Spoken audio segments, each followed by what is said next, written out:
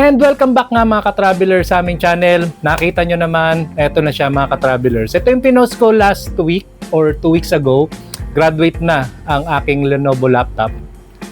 Hindi na siya makapag-turn on. And according to sa technician na nag-check neto is nag-overload na daw yung kanyang kuryente. Kumbaga, napakalakas ng kuryente na dumaloy na hindi kinaya ng motherboard or ng processor neto. Kaya hindi na siya nag-turn on. So, I've decided mga ka-travelers na bumili na ng bagong laptop. And I'll introduce to you yung bagong laptop na nabili ko. But before anything else, syempre, para may suspense ng konti, channel ID muna tayo. So, tara, let's!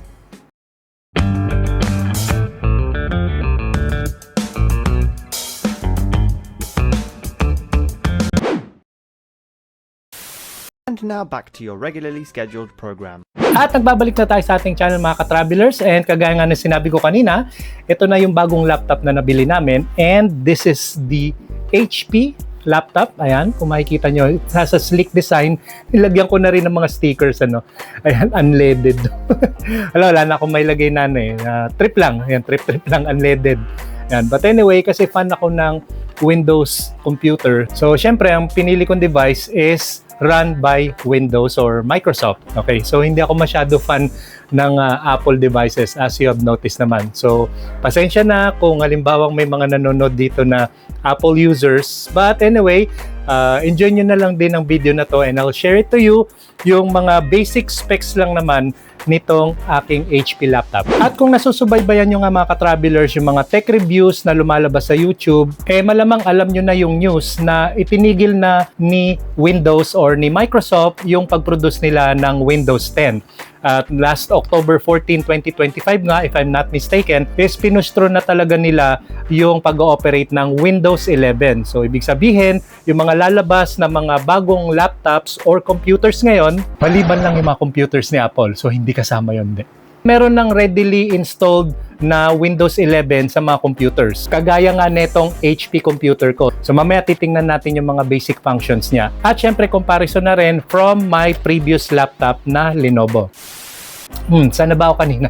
Ayun, yung regarding sa Windows 11 mga ka-travelers. So fully functional na ang Windows 11 sa mga bagong computers ngayon. At kung halimbawa naman nagbabala kayong mag-upgrade or mag-update ng inyong operating system from Windows 10 to Windows 11, good luck, baka mahirapan lang kayo. Lalong-lalo na kung yung computer na gamit nyo is medyo matagal na talaga. Kasi merong requirements sa Windows kung alin lang yung mga computer na pwede nilang i-upgrade to Windows 11. Dapat yung hardware component ng inyong computer is merong TPM. Yun yung tinatawag nila na Trusted Platform Module. Dapat version 2. Ibig sabihin nito, kapag wala yung hardware component na yon sa inyong computer, malamang sa malamang, hindi kayo makakapag-upgrade from Windows 10 up to Windows 11.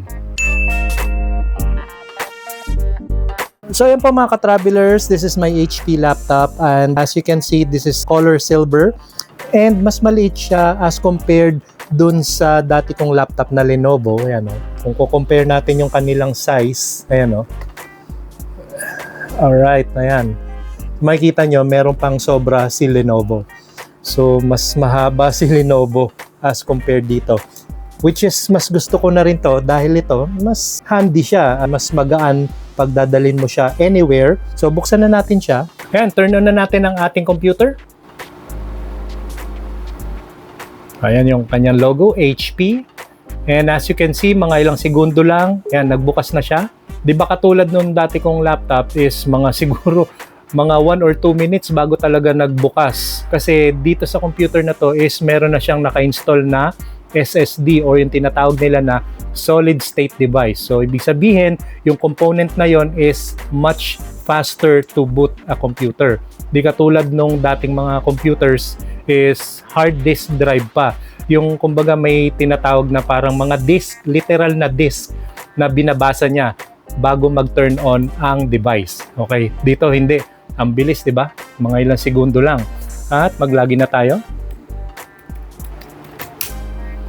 Alright, ayan, Optimus. Okay. So napakaganda niya, no? Napakalinis dahil syempre binago ko yung aking wallpaper. So unang-unang mapapansin nyo rito mga ka-travelers is yung kanyang taskbar or yung kanyang menu. Usually before, ang mga startup menu ni Windows is nasa may left side dito. Ayan o, kung mapapansin nyo. Yan yung unang-unang difference na mapapansin nyo between Windows 11 and Windows 10.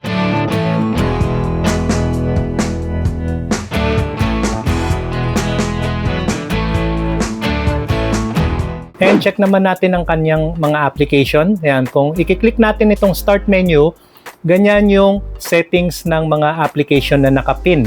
Ayan.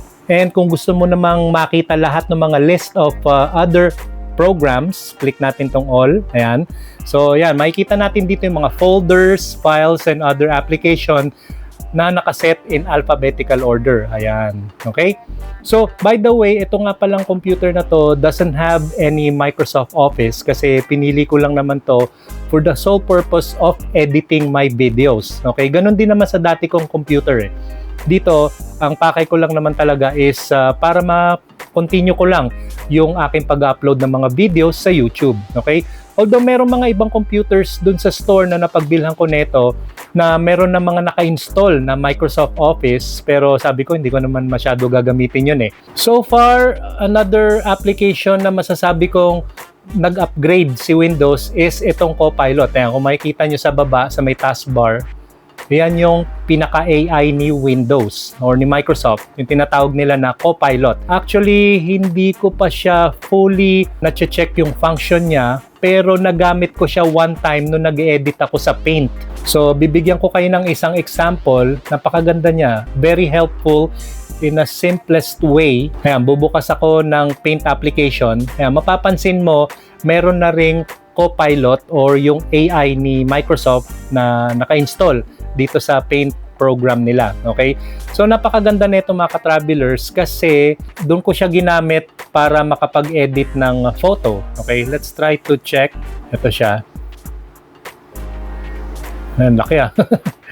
Anyway, so try natin ngayon i-resize itong picture na to. So, pixel. So, gawin natin 1280 by 720. Kumbaga parang thumbnail ang dating. Okay yan. Kung halimbawa gusto kong tanggalin yung background ko, so ang mangyayari, click ko lang to si Copilot. Ayan.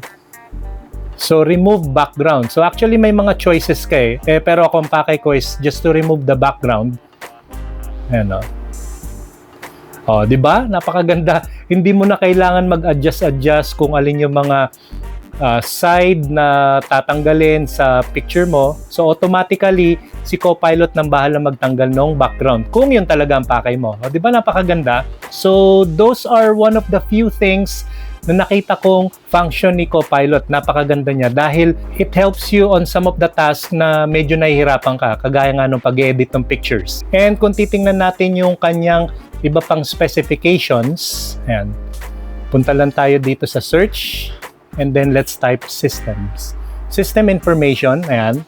So, para magkaroon lang kayo ng idea, so this is actually the HP laptop 15FC, yun yung kanyang system model. And of course, yung kanyang processor, ayan, it's Ryzen 5, katumbas siya ng i5 ni Intel. At kagaya na sinabi ko kanina, yung kanyang operating system is Microsoft Windows 11 Home Edition. Okay? So, Home Edition lang naman to dahil paggagamitan ko lang naman nito is personal lang naman. Hindi naman siya pang business. At syempre mga ka-travelers, my laptop comes with ito, yung power cable niya. Ayan, ang gulo. Kasi ginagamit mo na nga siya at hindi ko pa siya naliligpit ng maayos. Ayan, no? At nagbigay din ng libreng laptop bag si Sir. Ayan, no? O, diba? So, panlagay mo ng iyong laptop that you can carry anytime, anywhere. O, ayan, o, diba? But wait, there's more. Ito, nagbigay din ng libreng mouse si Sir. Wireless mouse coming from A4 Tech. And one more thing mga ka-travelers, the reason why I chose AMD as my processor sa aking computer, it's because it's much faster at maganda yung kanyang graphics when it comes sa editing. As compared kapag ka Intel ang ginagamit mo, according dun kay Sir na nagbenta sa akin ng computer, is kakailanganin mo pa ng ibang component like Nvidia para lang mapa-enhance or mapaganda yung mga graphics mo kapag ka nag-e-edit ka. And when it comes sa camera mga ka-travelers, so okay naman ang kanyang resolution. Wala rin naman delay ang aking pagsasalita, so pwedeng-pwede siya sa mga Zoom meetings, sa chats, and other messaging platforms. Then try naman natin yung audio nitong HP. Okay, so ganito siya kalakas kapag max yung kanyang volume. I've seen a lot of change, been through a lot of pain. Some things are not the same as they were a year ago, but all will be okay. I move on each and every day. The past is where it stays, way back a year ago.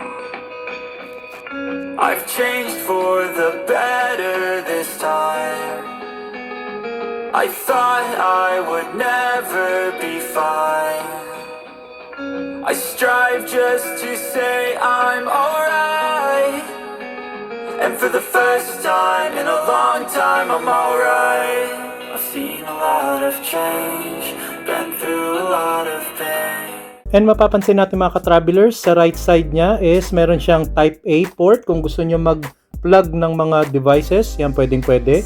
And meron na rin siyang HDMI. So kung gusto nyo magkaroon ng connection sa external monitor, kung halimbawa mag-edit kayo or manonood kayo ng mga video separately apart from your laptop, so pwede nyo i-connect dito sa HDMI. Ayan. And of course, meron ding Type-C port. Ayan, kung mag-charge kayo ng inyong mobile phone or magkakabit kayo ng iba pang mga device, pwede. And of course, hindi mawawala to. Ito yung 3.5mm jack para sa inyong headphone. And sa kabila, meron uling Type A port. Yan, kung gusto nyo pang magdagdag ng iba pang connection like other mobile devices, so pwede. So hindi naman madamot si HP when it comes sa mga ports, di ba? And ito nga pala yung kanyang port para sa power brick. So kung gusto nyo i-charge ang inyong laptop, so yan na siya.